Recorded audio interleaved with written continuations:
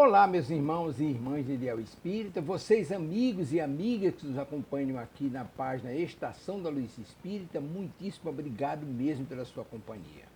A nossa página Estação da Luz Espírita não tem fins lucrativos, o objetivo é a divulgação da doutrina espírita. E é por isso que nós reunimos aqui esta sede de matérias espíritas para que possa atender às suas necessidades, estudo, lazer, pesquisa.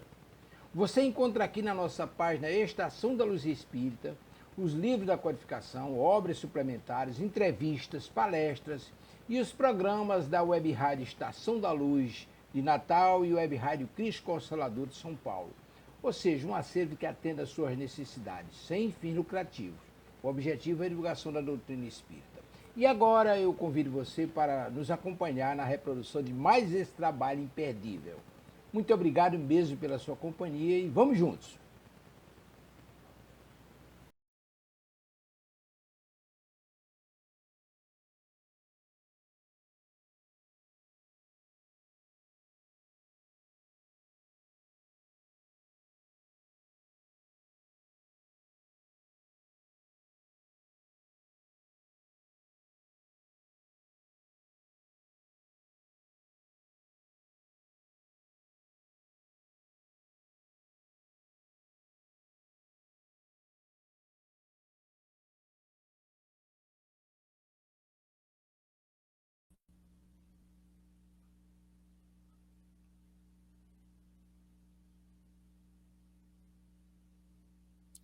Olá, pessoal. Muito boa noite a todos e a todas. Que a paz de Jesus, nosso mestre, nosso amigo incomparável de todas as horas, possa estar conosco nas nossas reflexões na noite de hoje. Wanda, muito boa noite, seja bem-vinda, gratidão por estar conosco aqui mais uma vez, viu? Boa noite, eu que agradeço e é com muita alegria que eu estou aqui. Vai ser muito bom, tenho certeza. Nós gostaríamos de, desde já, dar boa noite ao pessoal que já está aqui conosco também. Muito boa noite, Mara. Mara toda semana está aqui com a gente, firme e forte, lá da Casa da Prece, irmão Alberto Salles, aqui em Ribeirão das Neves, e a Casa da Acolhida, em BH. É também uma voluntária do SOS. Gratidão, viu, Mara, por todo o seu carinho para conosco e a todos os demais companheiros que também nos assistem. Antes de nós darmos início ao nosso programa, como já é de praxe, vocês sabem, nós vamos falar um pouquinho sobre a tarefa do SOS Preces, essa tarefa bendita, essa tarefa maravilhosa que aquece os nossos corações há mais de 42 anos. Então, se você precisa de uma escuta afetiva, de uma escuta empática, de uma escuta amorosa, ligue para o SOS Preces, que oferece tarefeiros disponíveis 24 horas por dia. O DDD é o 31 3334 9700 e o custo é o custo de uma ligação local. Nesse telefone, gente, vocês podem telefonar para, como nós dissemos, para serem escutados, para realizarem um desabafo, mas podem telefonar também para fazer uma prece com o atendente, para escutar uma mensagem edificante, para deixar nomes de familiares, de amigos, encarnados ou desencarnados, tá? Numa listinha de vibrações, todos os dias existem equipes do SOS Preces que se reúnem às 18 horas no momento vibracional. E aí nós vibramos em prol dos irmãos que colocam ali os nomes. Então também é possível deixar os nomes para a oração das 18 horas, tá certo? Então, seja qual for o motivo da sua ligação, lembrando que os atendimentos do SOS Preces são ecumênicos, tá bom? Nós atendemos companheiros profitentes de todas as religiões ou mesmo aqueles que queiram conversar e não necessariamente sigam uma determinada proposta religiosa. Então, lembrando novamente o nosso telefone que está passando aí na tela de vocês. É o custo, apesar de o DDD ser 31, vale lembrar que o custo é o custo de uma ligação local. Então, o DDD é o 31 3334 9700. E sempre vale a pena lembrar que a nossa tarefa funciona de domingo a domingo, 24 horas por dia, tá bom? Mais uma companheira chegando aqui conosco, a Rafaela Carlota. Boa noite, amigos. Sou da Casa da Acolhida em Belo Horizonte. Olha, a Casa da Acolhida está em peso aqui conosco, hein? Gratidão por todos vocês, pelo carinho, viu, gente? E agora a gente vai colocar aqui o videozinho institucional do SOS Preces, para que a gente possa sentir um pouquinho mais o clima fraterno da nossa tarefa. O SOS Preces é um trabalho realizado por voluntários que, além de oferecerem uma escuta sensível, afetiva e respeitosa, compartilham mensagens de fé e esperança por meio da prece e das palavras do Cristo. Este é um trabalho ecumênico realizado pelo telefone. Ligue SOS Preces DDD 31 33 34 9700. Lembrando também, pessoal, que se você assiste esse programa e deseja implantar um SOS Preces na sua cidade, mande uma mensagem para nós nas nossas redes sociais. O nosso Instagram é o @SOS Preces. O SOS oferece a formação, os cursos para futuros plantonistas e futuros tarefeiros, tá bom? Lembrando ainda que o nosso programa aqui, o Estudo do Evangelho de Marcos, Evangelho em Movimento, é uma parceria do SOS Preces, da Associação SOS Preces Bezerra de Menezes, com a Web Rádio Estação da Luz, a qual nós somos imensamente gratos por nos abrirem estas portas, esta oportunidade de divulgação da nossa tarefa e da divulgação do trabalho com Jesus. Antes de nós darmos início ao estudo da noite de hoje, então, gostaria de pedir à Wanda para fazer aí, Wanda, a nossa prece inicial, para que a gente possa se ambientar, se harmonizar, né, amiga? Com certeza. Então, nesse momento, né, vamos adentrar o nosso quarto íntimo e vamos conversar com Jesus. Vamos agradecer essa oportunidade de reviver os seus ensinamentos aqui no Evangelho de Marcos, agradecer pela vida, agradecer por tudo aquilo que o Pai tem nos ofertado, agradecer, né, pela doutrina espírita, que joga luz sobre os conhecimentos e faz com que nós possamos rever os nossos caminhos, caminhar com mais segurança. E assim, na certeza de que esse momento sublime chegará a tantos corações, nós iniciamos, né, esse momento com muita alegria. Que assim seja. Que assim seja, graças a Deus. Então, hoje, gente, nós vamos trabalhar uma passagenzinha aí. Passagenzinha é maneira de dizer, viu? Porque ela é uma passagem bastante curtinha, mas não nos iludemos. É uma das passagens mais importantes de todo o Evangelho, se não a mais importante, não é mesmo, Wanda? Olha a responsabilidade que nós temos hoje, né? Falar do Evangelho de Jesus é sempre uma responsabilidade. Mas falar sobre o maior mandamento, ou o primeiro mandamento, então nós contamos aí com as vibrações carinhosas dos nossos irmãos, convidando a todos para que estejam participando conosco também no chat. Então a nossa passagem, gente, ela está no Evangelho de Marcos, no seu capítulo 12. Inicia-se no versículo de número 28. E ela diz o seguinte: aproximou-se dele, ou seja, de Jesus, um dos escribas, que os tinha ouvido disputar.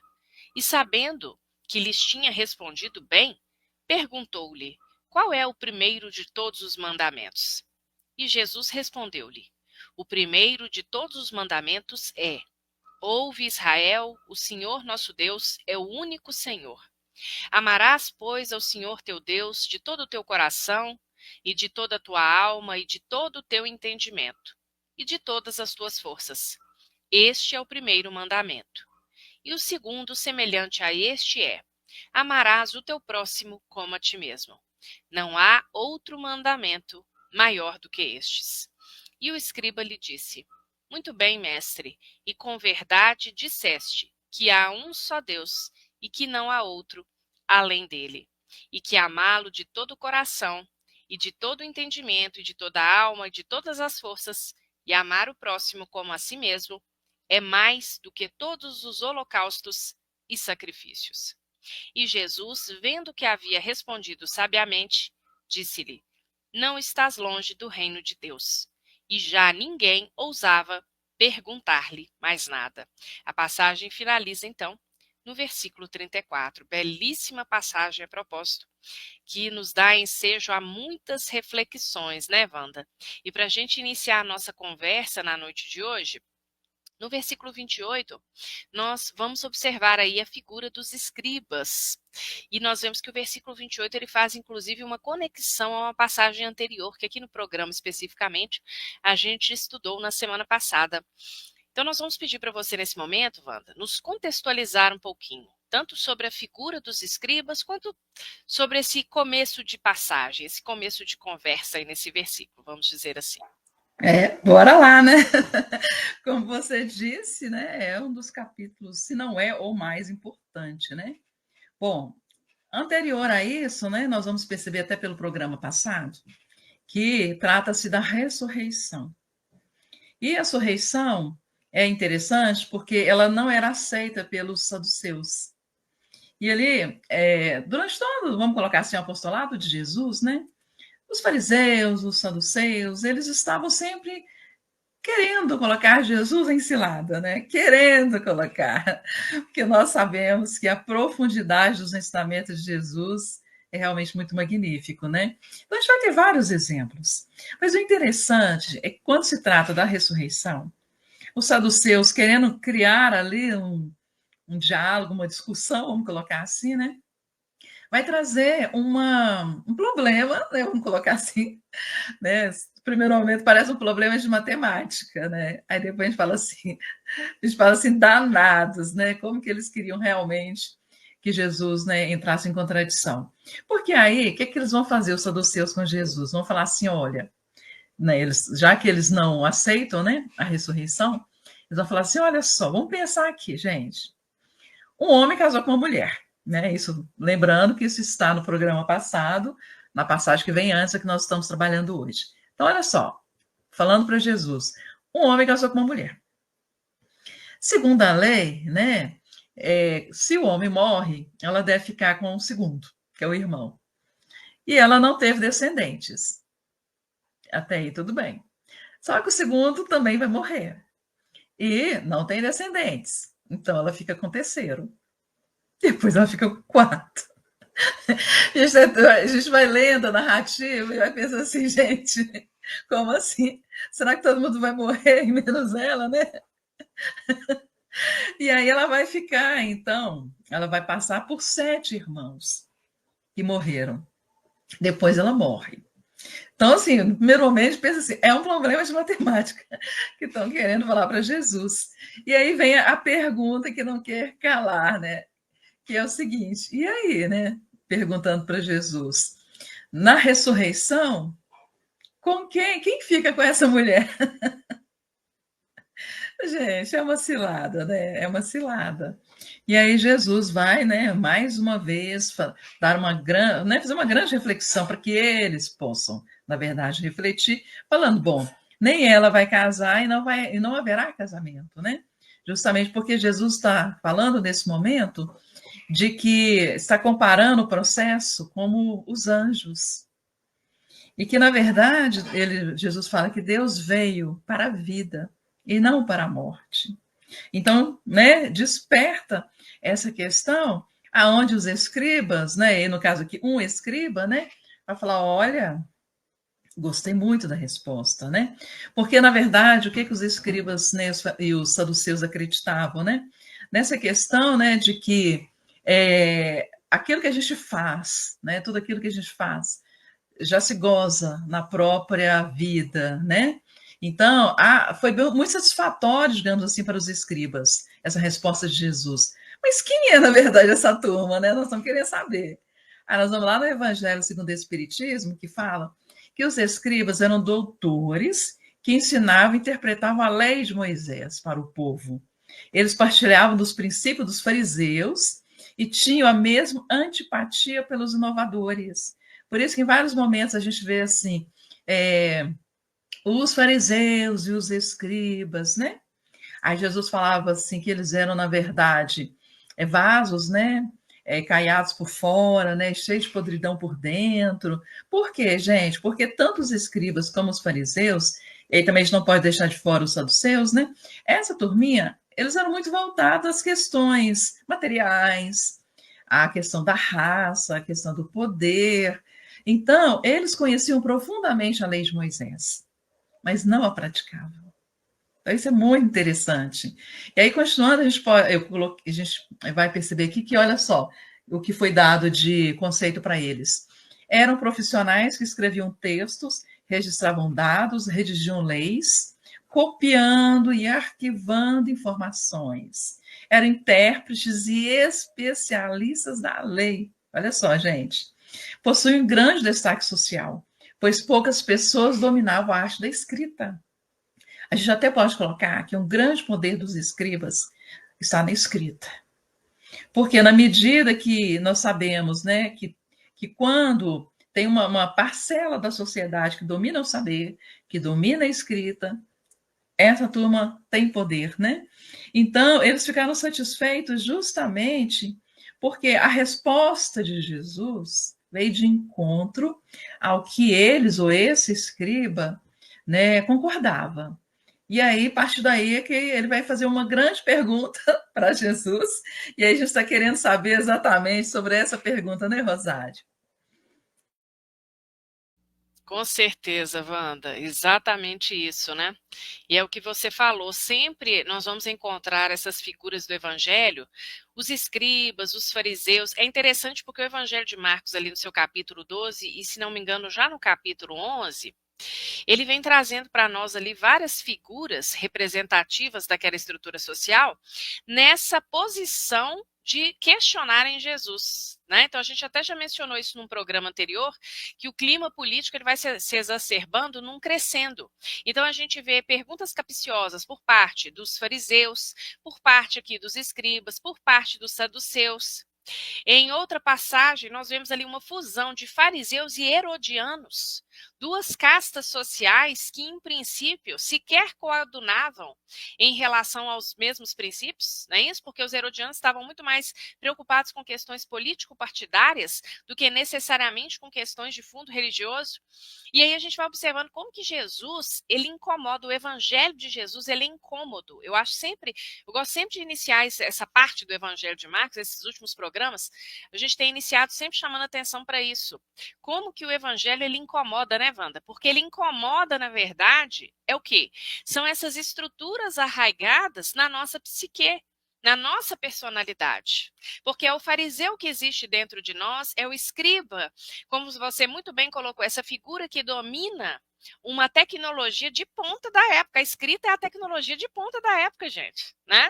Então, quer dizer, eles dominam esse artefato, a maioria da população sequer tem acesso a isso, a maioria da população é analfabeta, mais de 90% da população é analfabeta, de acordo com os dados da época. E aí nós vamos perceber o quê? Nós vamos perceber que nós temos que trabalhar na nossa intimidade essa arrogância que muito possivelmente um escriba tinha. Não é isso? Nós temos que trabalhar esse lado dogmático que um fariseu tinha. Nós temos que trabalhar essa questão de certas indagações e certos questionamentos que nós vamos fazer muitas vezes, como os herodianos, por exemplo, faziam, sem querer chegar ao âmago da questão no sentido espiritual, ou seja, sem quererem aprender com aquilo. Mas o faziam simplesmente, como você bem trouxe no início da sua resposta, para deixar Jesus em maus lençóis.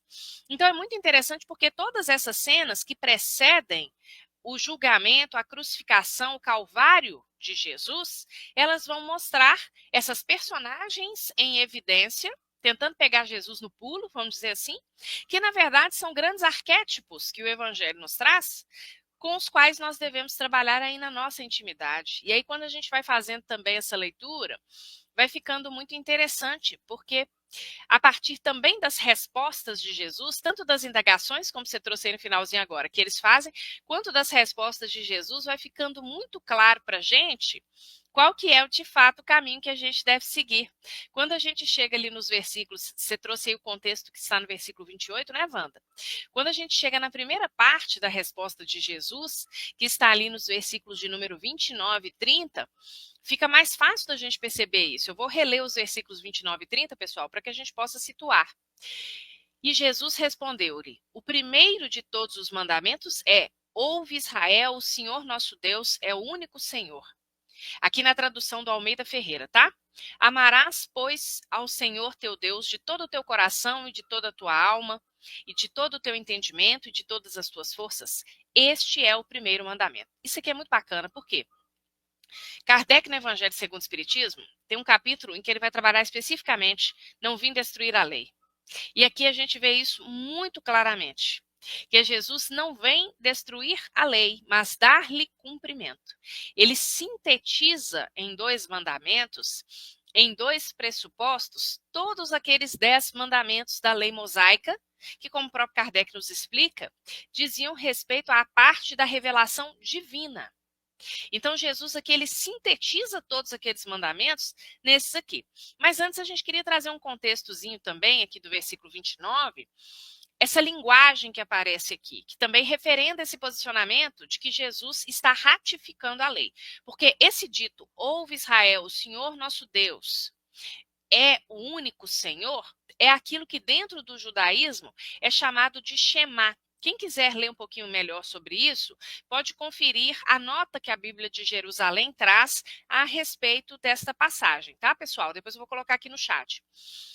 Nós sabemos que o Shema é uma palavra hebraica que indica, denota, demonstra, mostra para nós a oração mais importante do judaísmo. Então, é como se fosse, ela introduz, né, o Shema é essa frase que introduz um texto fundamental do monoteísmo judaico.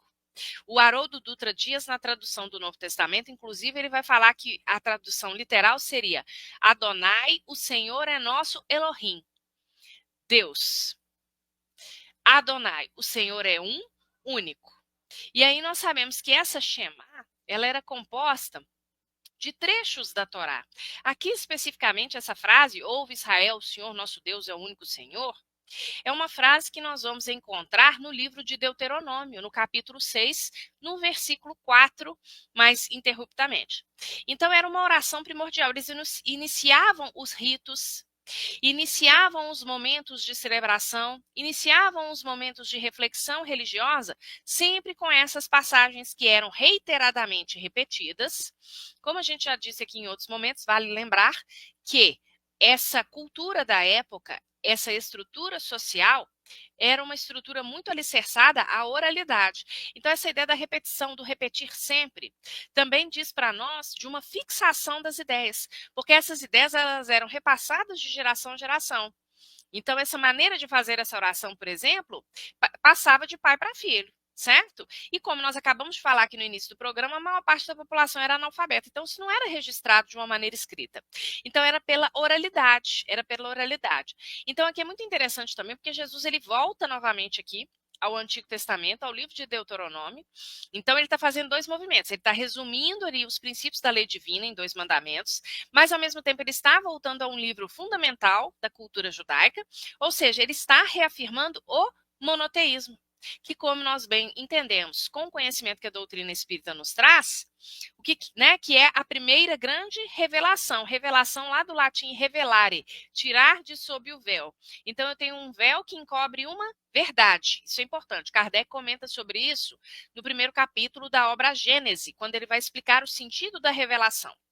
Então, ele vai nos dizer que existem revelações de várias naturezas. Existem as revelações materiais e existem as revelações divinas. Mas toda revelação é inspirada na verdade. Ela é alicerçada na verdade.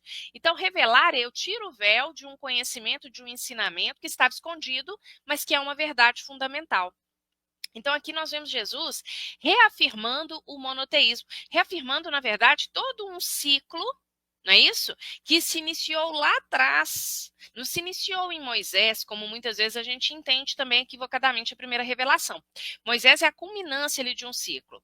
Na verdade, a gente poderia pensar até João Batista, né, Wanda?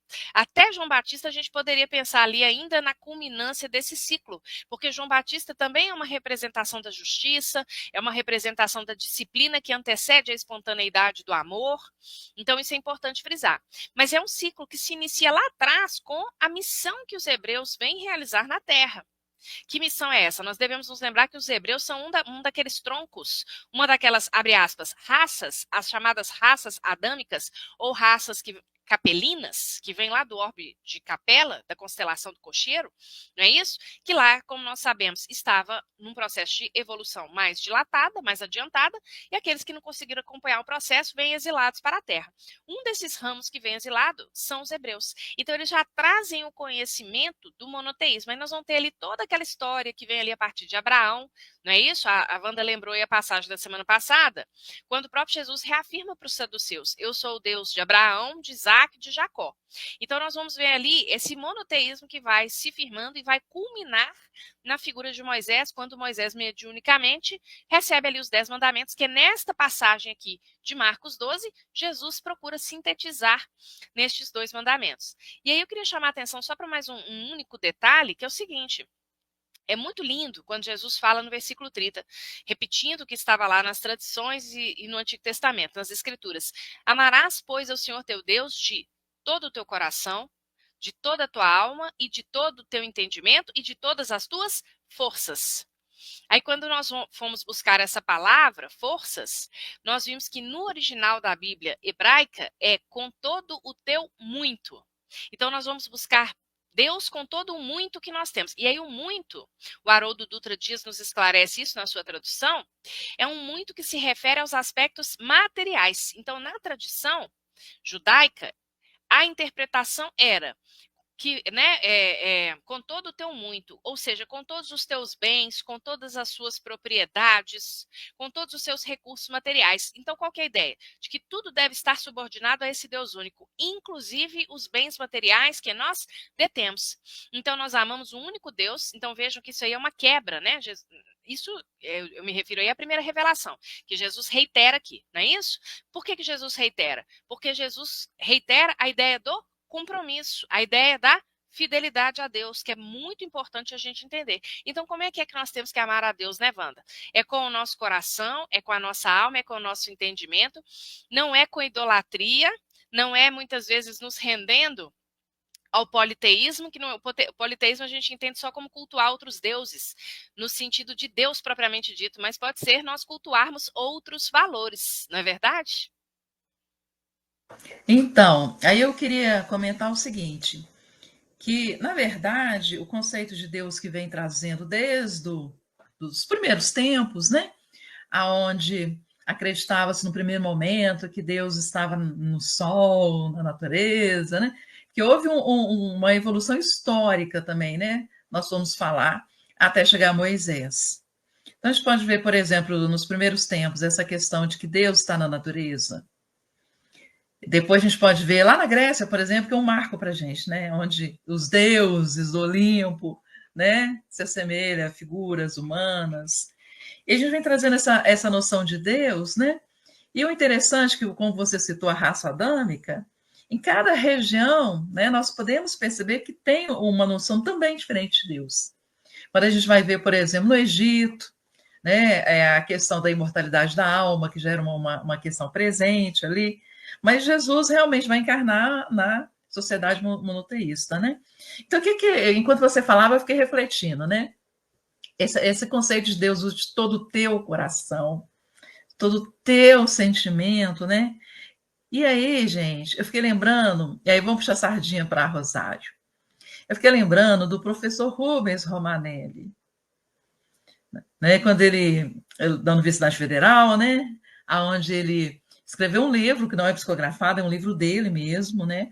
Onde ele chama Primado do Espírito, ele é da década de 60, que tem crônicas maravilhosas, né? E uma delas vai falar justamente sobre a noção de Deus. Então ele vai contar que no edifício, um edifício de 7 andares, cada andar, os vidros eram de uma cor diferente. E as pessoas que moravam naquele edifício nunca tinham saído do edifício.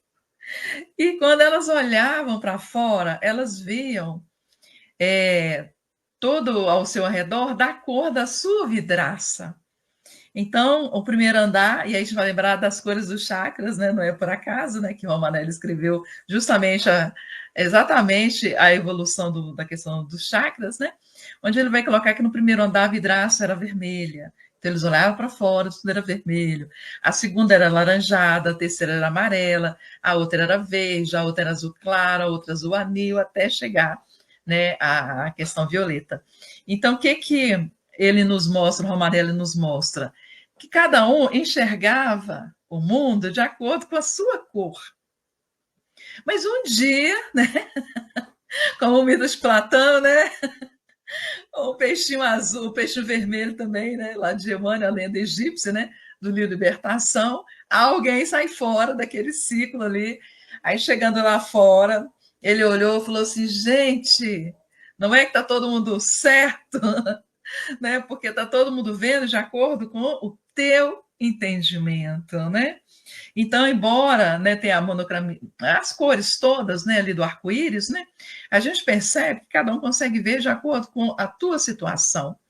Mas que Deus, como você falou, Rosário, nós temos que ampliar a visão, justamente, juntando todas as cores que formam o arco-íris, porque Deus é tudo, como você disse. Né? Ele é o meu coração, ele é o meu sentimento, as minhas questões materiais, porque Deus é tudo, envolve tudo. E a melhor concepção que nós vamos ter de Deus é com Jesus. Porque quando Moisés vai nos trazer os nãos, né, do decálogo, não pode, não, porque nós éramos crianças espirituais, né? Então, ele vai trazer os 2 primeiros, né, mandamentos, voltando realmente para Deus e para nós, mas os demais você não pode roubar, você não pode matar, você não pode levar falso testemunho. São 7 não, na verdade, porque tem um também que é honrar o pai e a mãe, né, que você também não podia ficar de fora, né? Então, não, crianças, não. E aí, espiritualmente, nós vamos crescendo espiritualmente, pensando, eu não posso fazer. Por quê? Porque Deus é muito bravo. E aí vem Jesus, né? E vai nos falar, olha, já está na hora de vocês compreenderem que Deus é nosso Pai. E aí, na hora que a gente entende que Deus é nosso Pai, que Ele é bom, que Ele é misericordioso, né? Aí o nosso estado evolutivo está se ampliando. Então, eu estou falando a verdade isso tudo para mostrar que quando o mandamento maior vai te dando essa condição de falar que, olha, você é um ser em evolução. E à medida que você amplia a sua estrada evolutiva, o seu conceito de Deus se modifica. Mas é que você sempre vai estar conseguindo ver através dos teus sentimentos. Então, errado não está. Mas à medida que nós ampliamos também a noção de Deus. É isso que eu queria dizer. Maravilhoso, Wanda. Você foi falando, eu fui me lembrando aí dos outros ramos, né, que vieram de Capela, cada um com a sua missão, cada um com os seus conhecimentos, e é exatamente essa metáfora aí da vidraça, porque todos eles trouxeram conhecimentos muito importantes, estavam certos naquilo, como os próprios hebreus, inclusive, né, vieram com essa missão de divulgar, de propagar o monoteísmo, e Emmanuel fala isso no Caminho da Luz. O que ficou faltando? Ficou faltando desenvolver o lado da fraternidade, da caridade. Se a gente pega, por exemplo, os indianos, né, dentro do hinduísmo, eles acreditavam na reencarnação. Então, eles tinham conhecimentos também muito preciosos. O Emmanuel, lá no Caminho da Luz, ele vai discutir o que muitas vezes, né, impediu ou atrapalhou, digamos assim, a caminhada evolutiva daquele agrupamento ali, né? Muitas vezes o que atrapalhou foi a noção de castas. Né? Então, se aquela casta que vivia ali, o Emmanuel até cita o exemplo, que vivia como um mendigo à beira da rua, as pessoas passavam e falavam assim, ele está ali porque é karma dele, então não vou fazer nada para ajudar. É muito interessante, mas eles tinham um conhecimento. E aí, trazendo para a gente, todos nós somos assim, cada um de nós tem a sua parcela de conhecimento, né? Cada um de nós tem a sua parcela de virtudes, mas nós temos que caminhar dentro disso que você acabou de destacar aí, porque quando a nossa compreensão de Deus ela se amplia, consequentemente, a nossa noção de caridade e de amor ao próximo também se amplia, que é o que a gente vai ter, inclusive, aqui na sequência da nossa passagem, não é isso, Wanda? Porque lá no versículo 31, Jesus vai instituir o que alguns denominam a regra de ouro para os cristãos. Lembrando que essa regra já havia sido professada em outras épocas da humanidade, através de formulações talvez um pouco diferentes, mas já tinha aparecido em outras culturas, também no Antigo Testamento, nós vamos ver isso, né? Está lá no livro do Levítico, mas Jesus ele traz uma diferença bastante interessante, né, Wanda? Em relação Isso. A gente tem que compreender também, como falamos dos vários povos, né, que vieram dessa raça adâmica de Capela, que cada um tinha o seu conhecimento, sua contribuição. Mas uma coisa nós não podemos esquecer, que Jesus, como governador do nosso planeta, foi enviando, ao longo dos tempos, vários médios, mensageiros, dentro da filosofia, profetas, que vão trazer o ensinamento de Jesus. Então, isso que é interessante, porque ao longo da humanidade, nós teremos em todos os recantos do planeta, vamos colocar assim, que era conhecido, né? Vamos colocar tanto na Ásia, né? Como também na Europa. Então, essa turma, como médios de Jesus, enviados de Jesus, vai trazer uma mensagem. E aí eu peguei para a gente um livro, né, que chama Caminho, Verdade e Vida. O meu está bem velho, porque é o livro que eu mais gosto de Emmanuel, é esse. E aí no capítulo 41, o título é A Regra Áurea. E vem, né, vamos colocar aqui, o início, né, que vai colocar assim: amarás o teu próximo como a ti mesmo, Jesus nos falando, né? E aí vai nos colocando, né, o tempo inteiro, mas tem assim alguns trechos que não podemos deixar de analisar, que é quando ele fala historicamente a mensagem de Jesus. Então ele vai nos dizer, Emmanuel nos diz que já diziam os gregos: não façais ao próximo o que não desejais receber dele. Afirmava os persas, gente, os persas, onde hoje, né, é o Irã, o Iraque, aquela região, né? Fazei como quereis que se vos faça. Declarava os chineses: o que não desejais para vós, não façais a outrem. Recomendava os egípcios. Gente, assim, eu às vezes fico falando muito dos egípcios, né? Mas é porque quando a gente estuda profundamente a mensagem de Jesus, nós vamos perceber que tem duas questões que não podemos deixar passar despercebido, que é a humildade, que é onde aonde ele nasce na manjedoura justamente para nos dar esse conceito de humildade, porque nós sabemos que o orgulho e o egoísmo é o grande problema da humanidade, e aquela questão da imortalidade da alma, né? Alguns palestrantes costumam falar assim: Jesus matou a morte, né? Porque Jesus vai nos mostrar o grande ensinamento que é a imortalidade da alma. E os egípcios já tinham essa noção. Tanto é, e vou defender o meu lado agora, viu, o Vazário, né, como professora de história, né? A questão das pirâmides, né, onde ali eram colocados os faraós, né? Que eles tinham essa noção, colocavam ali joias, colocavam comida, porque eles sabiam, né, na concepção deles, né, de que a morte não terminava ali, né? Com o corpo físico. E aí, olha só, então os egípcios: deixai passar aquele que fez aos outros, deixai passar aquele que fez aos outros o que desejava para si. Doutrinava os hebreus: o que não quiseres para vós, não desejais para o próximo. E por último, os romanos: a lei gravada nos corações humanos é amar os membros da sociedade como a si mesmo. Gente, fantástico. E aí vem a pergunta que não quer calar, né? Que a Rosário fez aí essa questão. Qual que é a diferença, então, com Jesus, né? Se isso já está sendo falado há tanto tempo, essa regra áurea, essa regra de ouro. Por quê? Muitos desses que falavam praticaram, mas Jesus, gente, veio trazer exatamente o exercício do amor. Jesus é a lei de amor. Ele praticou, ele exemplificou, não deixou nada escrito, a não ser nos nossos corações. E ainda nos disse que tudo aquilo que ele fez, nós ainda poderíamos fazer muito mais, porque nós temos uma luz em nós. E ele diz: brilhe a vossa luz. Então, a grande diferença, que é a regra de ouro, é que Jesus nos ensinou através do exemplo. E aí a gente poderia até lembrar das parábolas, né? Onde aí, mais uma vez, voltando aos fariseus, né? Essa turminha que tinha o evangelho no verniz, vamos colocar assim, né? Conheciam a lei, sabia a lei de Moisés, a lei mosaica toda, né? Eram doutores da lei. Doutor é aquele que tem pleno conhecimento daquilo que se estuda. Porém, era apenas da boca para fora.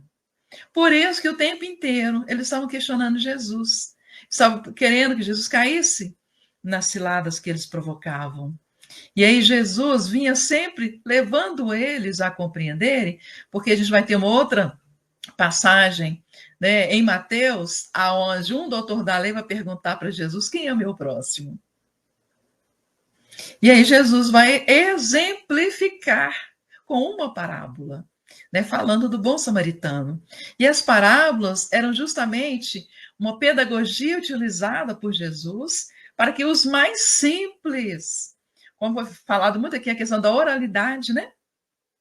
Para que os mais simples pudessem compreender através dos elementos da sua região, porque as parábolas nós podemos identificar a geografia, a história, a literatura, né? Para que essas pessoas compreendessem o evangelho de Jesus. Então, um senhor verniz não conseguia compreender. E os mais simples, que era a grande maioria, vamos colocar assim, conseguiram, através do exemplo, através das parábolas, entender o que é o reino de Deus, né? Porque Jesus sempre exemplificou: meu reino de Deus pode ser comparado a, né? Pode ser comparado a isso. E compreenderam que amar o próximo é seguir os exemplos que Jesus nos deixou. Maravilhoso, né, Wanda? Fiquei lembrando daquela passagem que está lá em Mateus 11, né? Mais ou menos assim: graças te dou, ó Pai, Senhor dos céus e da terra, porque ocultastes estas coisas aos sábios e entendidos e as revelastes aos pequeninos. É exatamente essa dimensão da humildade que você destacou aí, né? E lembrando também, né, um aspecto importante, vou até colocar aqui no chat, dentro dessa lição do Emmanuel, essa lição é maravilhosa do Emmanuel, né? Quando o Emmanuel nos chama a atenção para esse aspecto da exemplificação. E é interessante que a passagem toda ela conversa, né? Então, quer dizer, a diferença que Jesus institui é a diferença da vivência, é a diferença do exemplo, é a diferença da prática, ratificando ao mesmo tempo a lei, né? Como a gente já tinha comentado. Então, vou colocar aqui no chat um versículo que está lá no livro de Levítico, no capítulo 19, no versículo 18, porque muita gente faz essa pergunta. Ontem mesmo eu estava no outro estudo e surgiu exatamente essa questão aqui, né? Mas onde no Antigo Testamento aparece essa questão do amar ao próximo? Porque muita gente acha que Jesus inventou esse amar ao próximo. Então foi muito oportuno você ter trazido aí as contribuições de Emmanuel, mostrando como que esse pensamento, que é um pensamento crístico, não é isso? Como que esse pensamento já estava difundido ali em toda a humanidade, como você bem destacou. Todos os profetas, todos aqueles que iluminaram a humanidade, seja no campo da filosofia, da ciência ou da própria teologia, vieram a serviço do Cristo. Então, lá no livro de Levítico, a gente vê, né? Não te vingarás, nem guardarás ira contra os filhos do teu povo. É Jesus, né? Amar os inimigos. A questão do amar os inimigos, não é isso? Se alguém te bater uma face, dá a outra. Mas amará o teu próximo como a ti mesmo. O que acontece é que essa lei, né, Wanda, ela passava muito, vamos dizer assim, ela passava muito batida, né, por parte dos hebreus naquele momento, como ela ainda passa muito batida para nós. É isso que a gente tem que entender e perceber aqui na dimensão do estudo, como que nós ainda estamos muito longe de compreender em toda a sua extensão o que vem a ser realmente essa questão do amar ao próximo. E aí eu acho muito interessante também uma sutileza que surge aqui neste pormenor, que é o seguinte, né? É o amar ao próximo como a si mesmo. Então, a gente não ama o próximo como deveríamos, a gente não sabe fazer esse dever de casa, porque a gente não faz o dever de casa, em primeiro lugar, conosco. A gente não tem a dimensão do que é amar a nós mesmos. Ou a gente vai para o amor exacerbado, que vai fazer com que a gente tenha em nós a arrogância, que é um subitem do egoísmo, já mencionado aí por você como uma das grandes chagas da humanidade, como os espíritos nos colocam, não é assim? Então, quando eu tenho um auto-amor exacerbado, eu vou para a arrogância. E quando eu não tenho auto-amor nenhum, eu me diminuo, eu me vitimizo. É difícil para a gente encontrar ali o equilíbrio. Ou seja, né, aquelas potencialidades que eu já tenho, assumir que eu já tenho, trabalhar em cima delas para que elas possam crescer e, paralelamente a isso, trabalhar as vicissitudes que ainda regem na nossa casa mental e no campo do nosso sentimento. A gente tem muita dificuldade de encontrar esse equilíbrio, né? Então, pensando sobre isso, nós trazemos aqui à luz, novamente Emmanuel, porém no livro O Consolador, na pergunta 351, quando ele foi indagado sobre este aspecto. Como entender o amar a nós mesmos, ou melhor, o amor a nós mesmos, segundo a fórmula do Evangelho? Porque também uma grande questão é que, às vezes, a gente vai em direção, busca esse amor ao próximo, e a gente fala assim, gente, mas eu não consigo amar o meu cônjuge difícil, eu não consigo amar um filho que, dentro das relações familiares, a todo momento se coloca para mim como se fosse um inimigo. Mas por que eu não consigo fazer isso? Porque a gente ainda não se reconciliou também com o nosso homem velho. Porque nós também ainda não sabemos amar a nós mesmos. E aí o Emmanuel, a resposta é longa, eu vou procurar ler só alguns trechos e sintetizar o que ele vai falar sobre esse amor a nós mesmos, tá? Mas ele começa assim: o amor a nós mesmos deve ser interpretado como a necessidade de oração e de vigilância que todos os homens são obrigados a observar. Então, ele está trazendo para nós a fórmula. A fórmula para que a gente possa entender o que é o amor. Começa como? Com as forças que nós aurimos do mais alto. A oração e a vigilância, que depende grandemente de nós.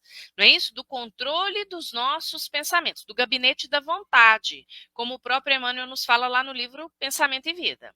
Essa vontade estando ali à frente dos demais departamentos da nossa casa mental. E aí ele vai dizer, né, que amar a nós mesmos não será a vulgarização de uma nova teoria de autoadoração. Então, isso que a gente falou, porque a gente vive numa época em que as pessoas muitas vezes têm esses discursos. Ah, eu me amo demais, eu faço muita academia, eu coloco mesmo nas redes, né, para onde que eu estou indo, quem eu sou, né, os meus relacionamentos e aí por diante, mas o Emmanuel nos adverte aqui nessa lição, que a gente tem que tomar cuidado com essa autoadoração. Às vezes também, né, Wanda, eu fico pensando que essa autoadoração, ela vem também travestida, né? Ela vem escondida de uma falsa humildade. Também tem isso, porque também temos, muitos de nós não nos expomos aí nas redes, o exemplo, né, foi só um exemplo, o exemplo das redes, mas muitos de nós não nos expomos e estamos diante do espelho todos os dias nos autoadorando. E muitas vezes com aquela falsa postura de uma falsa humildade, né, de uma pretensa postura mais acessível, mas que quando a gente né, observa em profundidade, não é uma postura tão acessível assim, digamos.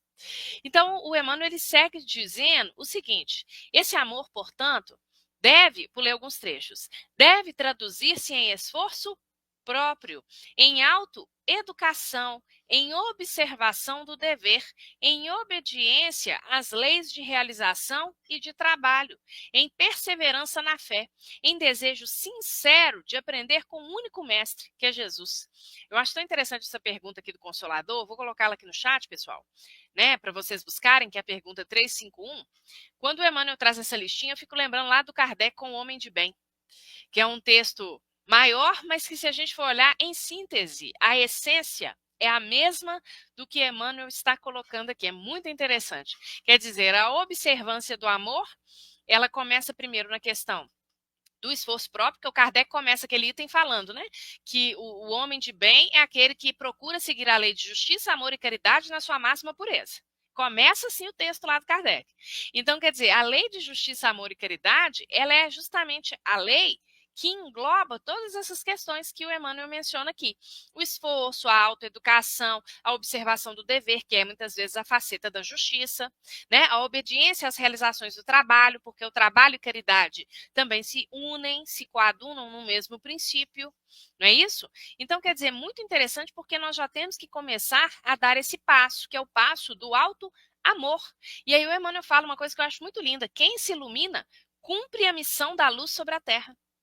Então, a nossa obrigação primeira é nós nos iluminarmos. Muitas vezes a gente fica achando que a nossa obrigação primordial é iluminar o meu marido, é convencer ele a ir numa reunião pública comigo no centro espírita, não é isso? É convencer o meu filho a pensar da maneira como eu penso, nos assuntos políticos, nos assuntos econômicos, na condução dos assuntos profissionais, por exemplo. A gente fica achando que é isso. Mas, na verdade, o amor ele tem uma dimensão primeira, que é essa dimensão da gente se cuidar, da gente olhar para dentro de nós. Você acha que é mais ou menos por aí, Wanda? Isso. Aí eu fiquei pensando, vamos voltar de novo aos fariseus, né? Porque antigamente, e aí no início você até colocou aqui, nós temos muito ainda dos fariseus, dos escribas, dos saduceus dentro de nós. Então, na medida em que para a sociedade nós queremos, quando eu digo nós enquanto sociedade, né, queremos passar uma visão que muitas vezes não condiz com a nossa forma de viver, com a nossa forma de pensar, né? E esse orgulho, vamos colocar assim, né? Porque lembrando de novo o quanto que Jesus falava essa questão né, do vício dos fariseus de se mostrar alguém que era bom, né? Eu conheço a lei de Moisés, né? Então eu sou bom, né? Mas na verdade não a praticava. Né? Então, quando você coloca essa questão de amar o próximo, de amar, olha só como é que é, amar a Deus, amar ao próximo e a nós. Então, nós temos que começar de baixo para cima. Vamos nos amar primeiramente. Só que para nos amar primeiramente, nós temos que nos conhecer. Não foi isso que um dos sábios, né, da antiguidade nos disse? E que está lá no livro dos Espíritos, né? Conhece-te mesmo. Primeiro nós temos que nos conhecer verdadeiramente, tirar o verniz, né? Nós, enquanto espírito imortal, aqui não existe a Wanda nem Rosário, somos espíritos, né? Espíritos com muitas experiências, né? Boas e ruins. Mas quem eu sou verdadeiramente? E me amar com as minhas sombras também, né? Porque todos nós temos a luz e as sombras, né? Então, amar o que nós somos e a partir daí nós poder modificar os nossos hábitos ruins, jogar luz sobre as nossas virtudes. E aí, por quê? Porque eu enxergo o outro de acordo com o meu olhar. Então, para mim poder amar o outro, eu tenho que amar, eu amo de acordo com o meu sentimento. E se eu não me conheço, se eu não me amo, vai ser um sentimento doentio, vai ser um sentimento, assim, muitas vezes disfarçado de outras intenções. Não vai ser um sentimento natural e verdadeiro. Tá, mas aí se eu não consigo me amar, eu não consigo amar o outro, eu não vou ter a dimensão do que é Deus. Porque Deus se faz presente no outro. Então, nós sabemos que quando Jesus nos convida a amar o próximo, por exemplo, é muito bonito, é uma frase, né, muito bonita. Mas é mais do que isso, gente. É um tratado científico. Né? À medida que nós nos amamos e amamos o outro, nós nos elevamos vibratoriamente. Nós estamos cumprindo o chamado dever que está no livro Pensamento e Vida, de Emmanuel. Nós temos o dever, nesse momento, de cumprir a lei de amor. E como que eu cumpro a lei de amor? Quando eu amo o próximo, como eu tenho para com o outro, né? O amor, o perdão, né? Tudo aquilo que a oração de São Francisco nos ensina, né? E aí eu me aproximo do Pai. Quando que eu me afasto do Pai? Quando eu não cumpro o meu dever, né, gente? Quando infelizmente, aquele outro lado, as 8 palavras negativas da oração de São Francisco. Mas lembrando que isso tudo também é construído, não é de um dia para o outro. Nós estamos falando aí dos persas, nós estamos falando dos hebreus, da raça adâmica, gente. Então, acho que o primeiro passo para nos amarmos é compreender que nós temos o nosso tempo e que esse tempo se faz ao caminhar. Mas já que o evangelho é o movimento do amor, nós também temos que movimentar o nosso amor. Porque se o evangelho ele é constituído de verbos, nós não vamos ficar parado, né, gente? Então, nós devemos nos movimentar no nosso tempo. E à medida que nós vamos, né, expandindo as boas ações, as atitudes no bem, os bons pensamentos, né? Com certeza. Quando nós vamos observar de novo, vamos colocar, né? No final da nossa reencarnação, por exemplo, nós estivemos tentando, caminhando, porque o bom espírita, o bom cristão, não é aquele que não erra, mas é aquele que procura todo dia refazer a sua caminhada. Aí, com certeza, um dia nós vamos olhar para trás e vamos dizer: eu fiz tudo aquilo que estava ao meu alcance para que eu pudesse me aproximar do Cristo. Então, é assim que nós devemos caminhar sempre, jogando luz sobre o nosso passado, mas, ao mesmo tempo, iluminando os novos passos que nós estamos dando na caminhada da vida. Isso aí, tentando dilatar, não é isso, Wanda? O conhecimento, como a gente vai ver no escriba aqui da passagem, né? Interessante você ter levantado esse ponto.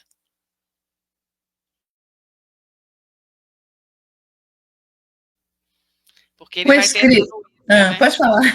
Não, era isso, é porque você ficou esperando, eu falei assim, é porque ele vai ter essa anuência, né? Na Isso, ele vai ter essa passagem, anuência. voltando para a passagem. É isso mesmo que eu ia falar, porque olha só, no final, né, quando você leu aí, né, no final ele vai despertar para algo, né? Gente, esse despertar, como eu estava dizendo, ele é de acordo com o tempo mesmo de cada um, porque esse escriba vai chegar a um ponto e falar assim, nossa, então quer dizer que o mandamento maior é muito mais. Olha que legal isso, né? Como é que ele colocou aqui, né? É muito mais, né? Do que simplesmente, vamos pegar lá de novo o finalzinho do versículo, né? Que a Rosário leu, onde ele coloca assim: olha, então 34, né? Ó, 33. Olha só, eu vou voltar mais um pouquinho. Sim. O 32, né? Ao que lhe disse o escriba. Muito, gente, isso é muito bacana. Muito bem, mestre. Com verdade dissestes que ele é um e fora dele não há outro. E que amá-lo de todo o coração, de todo o entendimento, de todas as forças, e amar o próximo como a si mesmo é mais do que. Deixa eu até que sublinhar essa parte aqui, né? É mais do que todos os holocaustos e sacrifícios. Gente, é mais do que caiu em si, como o filho pródigo, ele caiu em si. Gente, isso é muito bom, isso é muito bom. Naquele momento que você percebe, então quer dizer que é assim, né? E aí a gente vai perceber que durante, né, uma época aí da humanidade, esses holocaustos, esses sacrifícios, naquela visão, aquela adoração a Deus, né? E aí a gente vai ter até durante a Idade Média, simonias, indulgências, né? É muita história, né, que ficou para trás, que era uma forma de compreensão que eles tinham do perdão, de se aproximar de Deus. Mas eles não tinham a noção de um todo. Por isso, quando é colocado assim, de todo o teu entendimento. Porque na medida que na poeira do tempo a gente vai tendo essa noção, né, até de espaço, inclusive, porque a gente agora já percebe que Deus está em tudo e em todos, né? Então, nesse momento, é onde o escriba fala assim: ah, tá. Então, quer dizer que é mais do que isso. É muito mais do que isso, gente. É muito mais do que isso. É tipo quando a gente vai falar assim da caridade, né? A gente fala assim: ah, mas eu estou dando um casaco, estou dando um par de tênis. Gente, isso aí, você compra outro. A caridade é muito mais do que isso. É quando você dá algo de si. É quando você dá o seu tempo. Mas não é simplesmente dar o seu tempo. Dar o tempo é uma caridade maravilhosa. Agora, imagina você dar o seu tempo com a escuta fraterna. Imagina você dar o seu tempo com o tempo, a escuta fraterna, e ainda falar do Evangelho de Jesus. E ainda falar com alegria, com amor e esperança. É muito mais do que isso, né? Então, nesse momento aqui que ele fala, é mais do que os holocaustos e sacrifícios, né? E Jesus, vendo que havia respondido sabiamente, disse-lhe: não está longe do reino de Deus. E aí ninguém mais vai interrogar ele, né? Por que o escriba não está longe do reino de Deus? Porque agora ele tem entendimento. Ele entende, ele compreende. É aquela questão de pestalose, né? Aonde vai passar, né, o ensinamento pela mente, daqui vai descer para o nosso coração e vai para as mãos. Aí nós estamos tendo entendimento. Porque enquanto os ensinamentos de Jesus estiverem na nossa mente, nós estamos igual aos fariseus. Na hora que nós vamos trazer para o nosso coração, nós estamos entendendo os ensinamentos de Jesus pelo sentimento. Aí, nessa hora, eu sinto necessidade da prática da caridade, que é onde os Espíritos vão nos ensinar que fora da caridade não há salvação. Então, é muito mais do que isso, né, Rosário? Vou deixar você comentar um pouquinho, porque vale muito a pena, né? Não, sem nenhuma sombra de dúvida. Eu fiquei me lembrando, enquanto você falava aí, do óbolo da viúva, né? Porque ela tira da sua penúria Então ela tira daquilo que ela não tem. Quando Jesus vai fazer aquela comparação, então aqueles que tinham muitos recursos deitavam ali no gasofilácio, muitas moedas, né? Fazia aquele barulhão no gasofilácio e todo mundo olhava, né? Nossa, estava doando demais. E ela ia lá, jogava lá uma moedinha, né? E aí Jesus dá essa lição maravilhosa para os discípulos. E fiquei me lembrando também lá do Evangelho segundo o Espiritismo, quando você traz que caridade, amar ao próximo é muito mais do que isso. Aquela instrução dos espíritos, eu não vou lembrar o capítulo, eu acho que é o capítulo Fora da Caridade Não Há Salvação, mas não estou bem certa. Mas a instrução pela irmã Rosália, que ela fala assim, existe uma caridade muito maior, a caridade de tolerardes uns aos outros, e que é o que normalmente nós temos uma imensa dificuldade em fazer, né? Então, já nos encaminhando aí para as nossas reflexões finais, e a gente já falou aí do Kardec, o Kardec no Evangelho segundo o Espiritismo, no capítulo 11, ele traz para nós também essa dimensão do que é esse amar ao próximo como a nós mesmos. E aí ele fala assim, amar o próximo como a si mesmo, fazer pelos outros o que gostaríamos que os outros fizessem por nós, é a expressão mais completa da caridade, porque resume todos os deveres do homem para com o próximo. Então vejam, expressão mais completa da caridade, que está lá na questão 886 do Livro dos Espíritos, famoso BIP que a gente estuda aí na doutrina, né? Que é a benevolência para com todos, a indulgência para com as imperfeições alheias e o perdão das ofensas. A resposta dos espíritos ela é fantástica, né, Wanda? Porque em nenhum momento eles falam pra gente que tem a ver com essa doação do casaco, com essa doação do sapato que você mencionou. Eles não destacam nessa questão em que eles definem o que é a caridade, eles não destacam em nenhum momento nenhum aspecto material. Ainda que a gente possa até pensar que os aspectos materiais estariam implícitos ali, por exemplo, no aspecto da benevolência, perfeito. Mas quando eles trazem ali a indulgência e o perdão, fica muito claro para nós que a dimensão primeira da caridade é a dimensão ligada à moralidade. Então é isso que a gente tem que buscar na nossa conduta, no nosso dia a dia, na nossa intimidade. Então a gente tem que refletir todos os dias. Será que com as nossas palavras nós estamos amando o próximo? Será que com as nossas atitudes nós estamos seguindo esse preceito da lei? Porque é o que você falou, se ficar só no intelecto, isso é uma questão que eu acho que a gente tem que trabalhar muito, sabe? Sim, é uma questão que sempre me traz preocupação. Se a gente ficar só com o intelecto, a gente não sai do lugar. E às vezes a gente pode até criar uma autoilusão de que nós estamos caminhando muito porque temos muito conhecimento da letra, mas se essa letra não for viva em nossas atitudes, em nossas ações, nós continuaremos no mesmíssimo lugar, gente, em que nós estávamos anteriormente. Tem um exemplo no livro, vou falar assim bem rapidinho, mas no livro Escutando Sentimentos, pelo Espírito Hermâncio Dufour, tem um exemplo de uma moça que havia sido médium 40 anos aqui, o nome dela é Laura, ela havia sido médium por aproximadamente 40 anos aqui enquanto encarnada, e ela desencarna e vai parar no Hospital Esperança. E aí Dona Modesta, né, vai acolhê-la ali e vai conversando com ela, é longo, né, um capítulo, mas vai conversando com ela sobre os sentimentos dela. Mas como que você vê, filha? Como que você percebe? Como é que você chegou aqui? E ela vai falar de uma intraduzível angústia com a qual ela adentra o plano espiritual. E ela fala assim, mas Dona Modesta não valeu de nada? Trabalhei 40 anos como médium. E aí a Dona Modesta fala com ela, realmente, filha, aqui na sua ficha tem que durante os primeiros 10 anos você ia com muita empolgação para a reunião mediúnica. Você ia com alegria, você ia com boa vontade, mas os outros 30, né? Já não foram tão assim. Aí a Dona Maria Modesta vai mostrando para ela. E aí ela fala assim, então não valeu a pena? Então não valeu de nada? E aí ela fala assim, valeu, filha, valeu sim, sabe por quê? Porque na encarnação passada, você estava também na reunião mediúnica, mas você estava lá sendo socorrida. Você era um daqueles espíritos que direto batia lá nas reuniões mediúnicas procurando socorro. Então você progrediu muito. Dona Modesta fala com você, evoluiu demais. Tudo bem, foram 40 anos, mas você teve aproveitamento dos 10.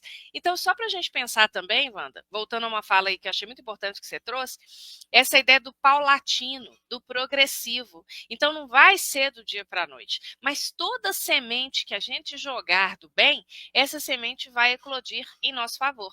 Então, essa história, ela mostra para nós duas questões. Primeiro, que a gente já não pode se dar tanto ao direito de perder tempo, isso é um fato. Mas, por outro lado, todo bem que a gente faz, não é isso? Ele fica registrado na lei. Então, também, para a gente tomar um pouquinho de cuidado, porque são os dois extremos, né? É o extremo daquele que acha que está fazendo demais e estagna por achar que está fazendo demasiadamente, e tem o outro extremo, que é aquele que acha que também não está fazendo nada, não é isso? O que eu faço é muito pouco. E, às vezes, o que ele está semeando é muito mais significativo. Às vezes é difícil a gente achar o equilíbrio, termos plenamente, você lembrou aí muito bem a questão do autoconhecimento, porque sem desenvolver o autoconhecimento, nós não vamos chegar a essa resposta. Mas se a gente continuar persistindo, aí sim, né, nós conseguiremos alcançar o nosso objetivo, não é isso? E aí, para finalizar, né, já que você falou da irmã Rosária aqui, eu gosto muito também desse, é o capítulo 13, que tem a Dama da Caridade, né, que você citou aí, que tem a irmã Rosário. E aí, na instrução dos Espíritos, só para encerrar, que eu acho que essa fala merece um espaço, onde a irmã Rosário fala que os espíritas, ao fazer caridade, não é chegar para o esposo, igual você mesmo citou, para o filho, e falar assim, vamos para a casa espírita. Ela diz que a maior caridade que nós podemos ser é o exemplo, porque na medida em que os nossos familiares perceberem o quanto que nós estamos modificados, eles sentirão vontade, desejo de saber, né, de conhecer a casa espírita, saber aonde que ela está conseguindo tanta coisa boa, assim, eu também quero ir lá para poder pegar essas vibrações positivas.